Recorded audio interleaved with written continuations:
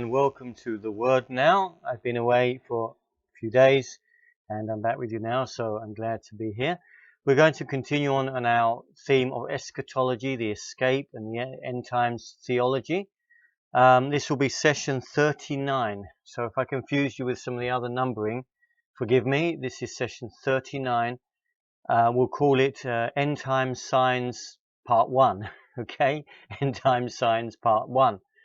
And this time we will consider some of the signs leading up to these final end times events. And then next time we'll consider that a bit further with a very unique and interesting prophecy within that gives us some measure of the timeline. Although we don't know exactly when Jesus is coming, we don't say that. All right, so just to refresh ourselves in the chronology of things, we're at the end of the church age. This is the final phase of the church age in Revelation 3, 20 and 21. The character of this age is the character of the Laodicean church, where really not just neither cold nor hot, but really people decide, where really man is on the throne, really is where we're at now. And that's, of course, in the world as always, but also within the church. It's because the Laodicean church, it's the church, which is called Laos Dikos, which is people decide. And this is very serious. We'll look at this particularly at a further teaching session about end times ethos for the church. Okay? So, considering the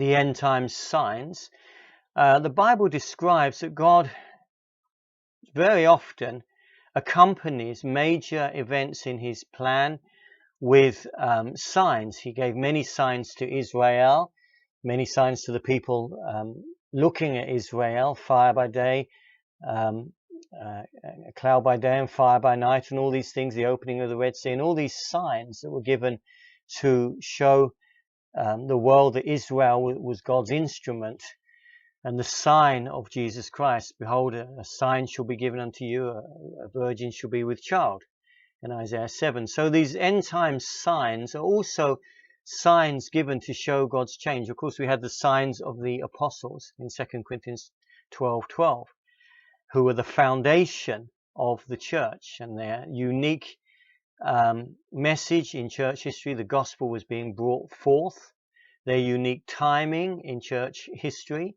So God gave signs to vindicate and authenticate them and their place in the scheme of things. So now we have these signs leading up towards to tell us who are here now and also the world that God's chronology is happening, and we're leading to really the end of all things, the Daniel's 70th week, and then Armageddon, and then the millennium, and those things. All right, so a lot of this is from Matthew 24. We have Matthew 24, Mark chapter 13, Luke chapter 21. Now it's interesting in Matthew 24, the disciples come to Jesus and they say, what's the sign of your coming? How will we know these things are coming about? And Jesus doesn't really answer them straight away. He says something quite unique. He says, beware that no man deceive you. For many will come in my name saying, I am Christ. So a couple of things to say here. Jesus' response was, deception is coming, deception for the Jews, a person of deception, no man deceive you. And that was really the message, an answer to that question. So really it's interesting, but that deception that Jesus is speaking about is, of course, the stepping onto the world stage, the appearing of the personage of the Antichrist, and we'll talk about him in other sessions. But he is the great deceiver, and notably for Israel, because of course, don't forget, he will deceive Israel that he is their earthly savior, and he is the answer to their prayers, and he is the one to usher in their earthly golden age.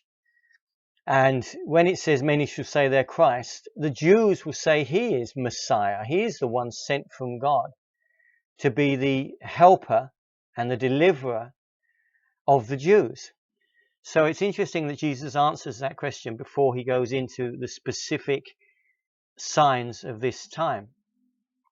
Now, one of the first signs, there are many categories. Now, I don't want to go detail by detail and with all the facts that you can get on the internet, because number one, yes, you can get them on the internet. Number two, I just want to sort of give an overview of the action. And if you want to go more in detail, you can always buy my books, or you can just look on the internet. But of course, be careful who you look at, because so much of it is not sound biblical interpretation, and we've spoken about that. So some of the categories of these signs of the end time. Well, number one, Jesus says, what does he say? You shall hear of wars and rumors of wars, and then nation shall rise against nation, and then famines, pestilences, and earthquakes. So number one, there are political signs that, you know, there'll be wars happening. Now, of course, there have always been wars, but, you know, there are wars happening now, and mostly as we approach the end, and certainly after the rapture, which is an extension of those signs, we have wars particularly focused towards Israel. We have the Ezekiel 38 conflict. We have the Psalm 83 conflicts that show that nations particularly will be turning against God's people, Israel, the earthly nation of Israel. But of course, we have the escalation of wars today. We had the 20-year war in Afghanistan. We had, I think that was the longest war that's ever been. We have, you know, this Ukraine war on our doorstep. So this is one of the signs, wars. But I think beyond that, one of those major signs that Jesus speaks of are signs in the environment. Now, there have always been environmental changes, and of course, we can't always measure those because we didn't always have written records. But since the advent of written records, since at least the 17th century, we now have a measurable, quantifiable account of these environmental events. And these environmental events include things like volcano eruptions, include earthquakes, tsunamis, wildfires, floods, tornadoes, hurricanes, all these sort of natural, we call them natural events, occurring events. They've always happened. But the notable thing is that as these things have become measurable, it has become clear that these events are escalating. I mean, some of these, what does it say here? We've got here that there's been a documented twofold increase in natural disasters over the past 30 years. Now, of course, this increase has been over the last 100 years and then 50, but over the last 30 years.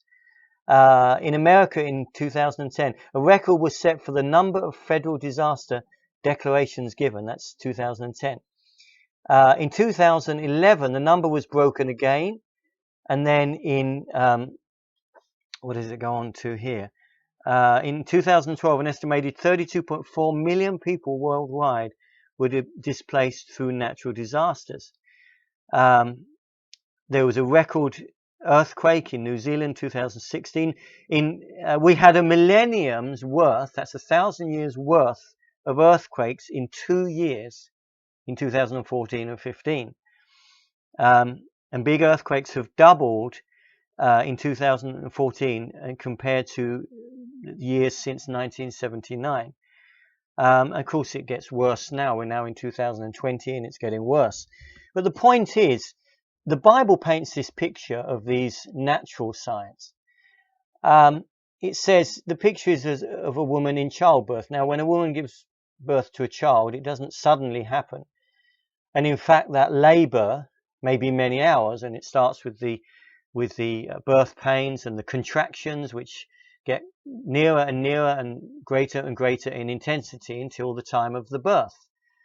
So this is a picture of these environmental signs, that their intensity will increase and their frequency will increase, like a woman in childbirth, the Bible says. Their intensity will increase and their frequency will increase. Now, without going into all of the data, The point is, I think it's generally agreed, even amongst scientists, that this is happening. Now, one thing I want to point out, I neglected to mention this earlier, and I'll go into it now. Don't forget that the importance of the signs and the fulfillment of the signs isn't that we see one sign being fulfilled and we say, there it is. The reality is we see many of these signs being fulfilled concurrently. We see many of these signs coming true in the same time period, culminating together.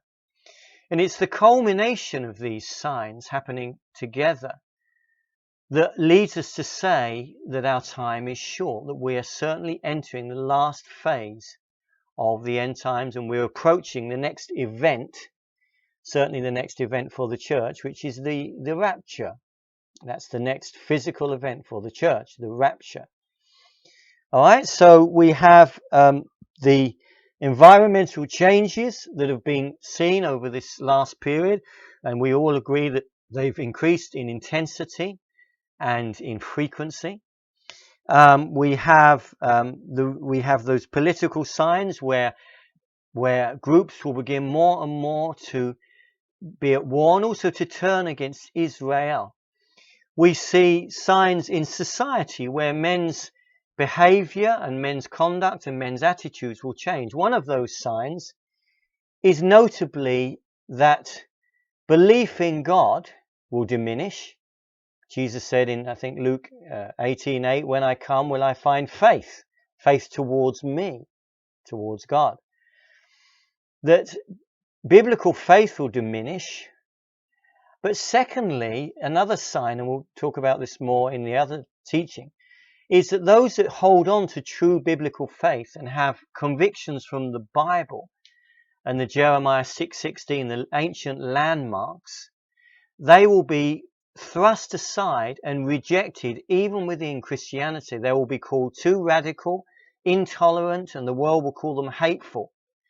So if the church still believes that marriage is for a man and a woman, or that there's only one way to heaven, it's through the person of Jesus Christ, to preach those sort of things will become intolerable, unacceptable, and may even be punishable by judicial means. In other words, people can be sent in prison for saying these things. There are states in America, there are countries in Europe where if you speak against homosexuality, it's called a hate crime, and you'll be fined and you'll be put in prison eventually. So in terms of signs in religion and society, attitudes change. Actually, 2 Timothy 3 really speaks about those end times attitudes in the perilous times that are coming. 2 Timothy 3, let me just read you some of that. This know also that in the last days perilous times shall come, for men shall be lovers of their own selves, covetous, boasters, proud, blasphemers, disobedient to parents, unthankful, unholy, without natural affection, truce breakers. And you can read it, it goes on and on. So there are signs in society where people reject biblical Christianity wholesale.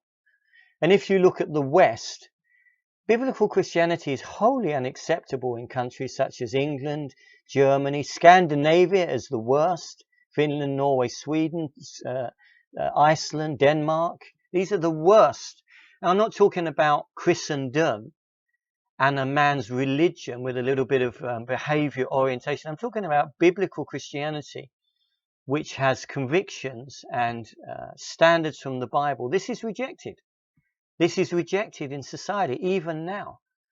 And then we have those attitudes in society of people who are very self-centered, very materialistic, and very intolerant in their relationships.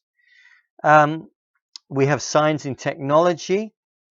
We have signs in, within the environmental signs was also mentioned pestilences. So we have global signs of disease. And of course, we've had that since the time of AIDS in the 80s. The AIDS came along, and now, of course, we've had COVID-19, and no doubt there'll be many more that have these very virulent and serious global pandemics that will affect humanity, and these are, occurring more and more, and will becoming more and more severe as time approaches. And these are the signs. Pestilences, the Bible calls it. COVID-19 is one of them, and there'll be many more. Signs in religion, not only a rejection of biblical Christianity, but also the emergence of a religious system that rejects Christianity, that embraces the tenet and the concept that all paths go to heaven. It will include Islam, Buddhism, Catholicism, all of the isms, and then it will say that it doesn't matter which one you choose, they're all equal, they all have truth.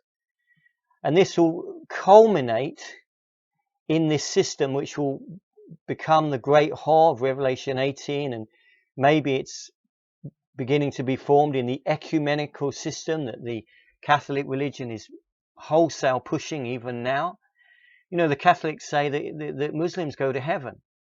The Bible says only believers in Jesus Christ go to heaven, not Muslims who reject Jesus Christ. But yet the Catholics say, oh, they believe in a creator, they're going to heaven. There's something wrong there. And I'm just telling you how we have diverted from biblical truth. And these are signs of the end times. We also have globalization. Now, God is the one in Acts chapter 17 who sets the limits for nations.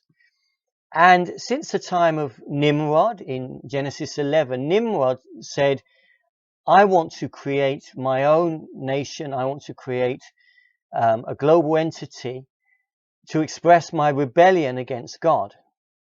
And God said even at that time that globalization wasn't his agenda. And he destroyed that program with the confusion of tongues in Genesis 11. So globalization isn't on God's agenda because God believes in the sovereignty of nations, and he established that in Acts 17. But nonetheless, globalization has hit us wholesale in the last 30 years in terms of monetary systems, cultural systems, and the movement of people.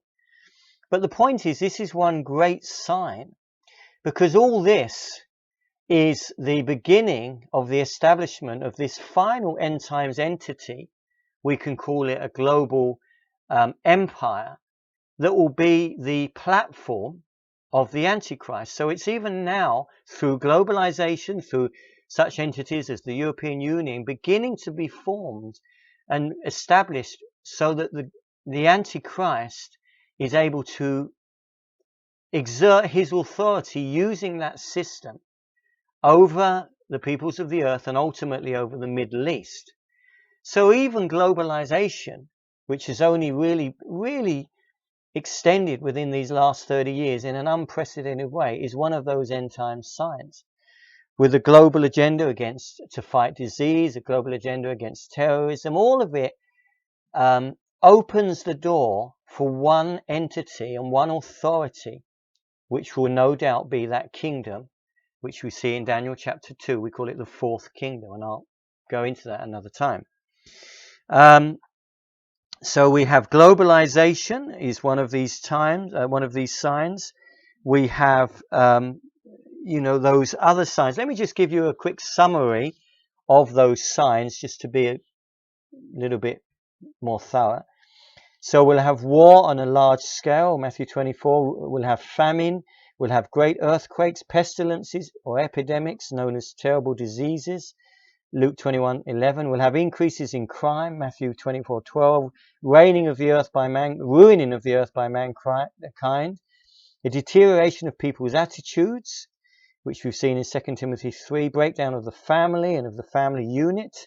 Love of God growing cold in 2 Timothy 3:5. Religious hypocrisy, 2 Timothy 3.